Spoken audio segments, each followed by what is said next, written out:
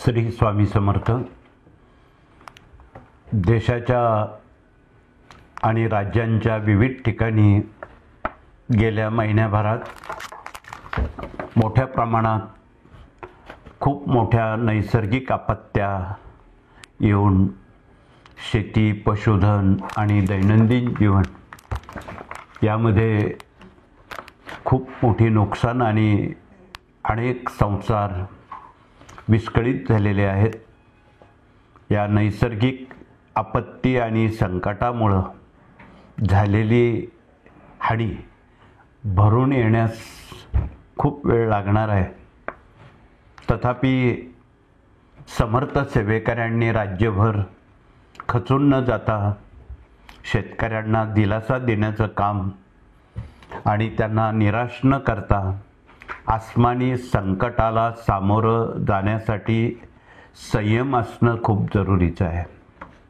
म्हणून प्रचंड संयम राखून समर्थ सेवेकऱ्यांनी राज्यभर आणि देशभर सेवा केंद्रातील सर्व विभागातील वेदविज्ञान विभागासह प्रतिनिधींनी संकट निवारण्यासाठी वेगवेगळ्या आध्यात्मिक उपासना आयोजित करून संकट निवारण्याची भगवान स्वामींना प्रार्थना करावी।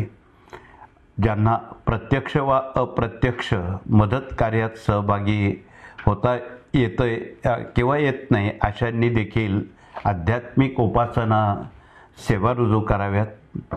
आणि या काळात पंचसूत्री उपक्रम खालीलप्रमाणे आहेत।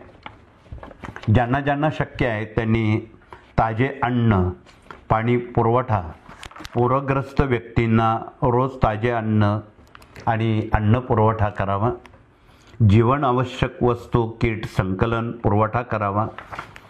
बऱ्याच जणांना अन्नदानासोबत वस्त्रदानाची जरूर आहे, म्हणून चांगली वस्त्र त्यांच्यापर्यंत आपण कृपया पोचवावी। सोबत अनेक आजारी, विकलांग, मानसिक निराधार झालेले अनेक कुटुंब आहेत, त्यांना वैद्यकीय क्षेत्रात असणाऱ्या आमच्या सर्व डॉक्टरांनी, प्रतिनिधींनी त्या त्या भागात जाऊन आरोग्य तपासणी मोफत करावी। ही सर्व सेवा गेली अनेक दशकं या कार्यातून विनामूल्य केली जाते, यात अजिबात दुमत नाही। सोबत मानसिक आधारसुद्धा आणि त्याचं पुनर्वसन करण्यासाठी खचलेली मनं त्यांना आपण आधार द्यावा। या पंचसूत्री उपक्रमातून राज्यस्तरीय, जिल्हास्तरीय, तालुकास्तरीय सर्व प्रतिनिधींनी आणि जबाबदार प्रतिनिधींनी प्रत्येकानं जबाबदारी घेणं गरजेची आहे। प्रत्येक जिल्ह्यात पूरग्रस्त सेवा मदत अभियान माहिती सांगण्यात यावी। प्रत्येक केंद्रातून आवाहन करून जीवन आवश्यक वस्तूंचे संकलन करण्यात यावे। पीडितांच्या घरापर्यंत ती मदत पोचली जावी। ही पण बांधिलकी आपण जपायची आहे। जीवन आवश्यक वस्तूमध्ये अन्न साहित्य, किराणा साहित्य याचा समावेश असावा। पूरग्रस्त भागात स्वच्छता मोहीम राबवण्यात यावी। रोगराई पसरणार नाही याची विशेषतः काळजी घ्यावी।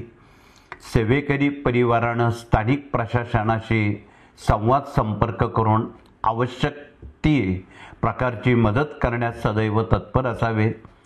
ही शेवटी माणुसकीची सेवा आहे आणि यासाठी आपण सेवेकरी म्हणून आपली भूमिका पार पाडावी आणि अत्यंत तळमळीनं ही मानवसेवा म्हणून या कार्यातून जी अभियानं गेली अनेक दशकं राबवली जातात, त्यामध्ये मूल्य शिक्षणाचा समावेश आहे, आरोग्य सेवेचा समावेश आहे, कृषी विभागाचा समावेश आहे। म्हणून कृषी विभागातही काम करणाऱ्या सर्व सेवेकऱ्यांनी शेतकऱ्यांच्या बांधाबांधावर जाऊन त्यांचं मनोधैर्य कसं वाढेल, त्यांचा आत्मविश्वास कसा वाढेल, झालेली नुकसान हळूहळू ती भरपाई होईल असं त्यांना मनोबल वाढेल असं सातत्यानं आपण त्यांच्या संपर्कात आणि संवादात आपण कृपया राहावं। ही आपत्ती निसर्ग आपत्ती आहे आणि ही निसर्ग आपत्ती परत येऊ नये म्हणून बहुविध विभागात ग्रामदैवतांचे आपण सन्मान करावेत. नद्या समुद्र यांचे वेळोवेळी जे काही उपासना आहेत, प्रार्थना आहेत, त्या वेळोवेळी आपण त्यांना करावेत. यापूर्वी आपण अनेक वेळा भूकंप होऊ नये म्हणून भूकंप शांती यंत्र स्थापना केली. वादळ येऊ नये म्हणून प्रत्येक मारुती मंदिरात मारुती ध्वज लावून मारुती लांगुलास्त्र तथा हनुमान चालिसाचं पठण केलं. आणि मागील पंधरवाड्यात अरिष्ट येऊ नये म्हणून अष्टविनायकांच्या ठिकाणी आपण गणपतीची अथर्व शीर्ष मोठ्या प्रमाणात सेवेकऱ्यांनी केली. सदोदित भारत मातेला प्रार्थना केली जाते की हे भारत माते, या देशावर असली आसमानी सुलतानी संकट येऊ नये.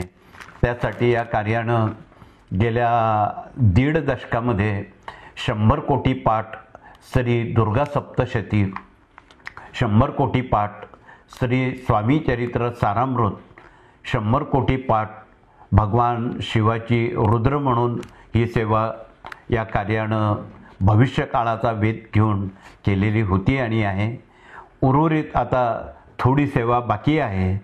आणि या नवरात्र दीपावलीच्या कार्यकालामध्ये आपण सर्वांनी एकजुटीनं भारत मातेला विनंती करू, स्वामींना विनंती करू की अशी आसमानी सुलतानी संकट निवारण्यासाठी आम्हाला शक्ती द्या, बळ द्या आणि आत्मविश्वास द्या.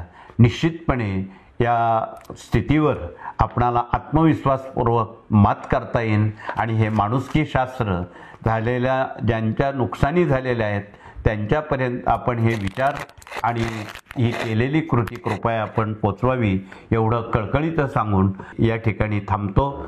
जय हिंद, जय महाराष्ट्र, श्री स्वामी समर्थ.